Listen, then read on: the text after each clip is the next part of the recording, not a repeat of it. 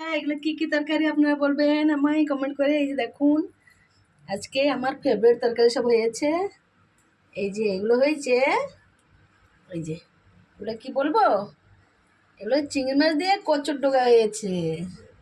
আর এটা কি বলবো তো, না আপনারা বলবেন? এই যে কচুর লতি আর চিংড়ি মাছ শেখা। এবার আমি খেয়ে দেখি কেমন হয়েছে, ঠিক আছে?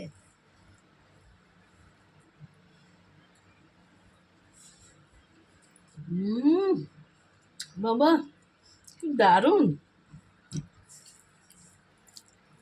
কতদিন পরে এই কচুর ডোগা খাওয়া হচ্ছে, সবসময় তো মেলে না এখানে। যখন পাবেন কচুর ডোগা ছাড়বেন না, এভাবে করে খাবেন। এটা দেখি এবার।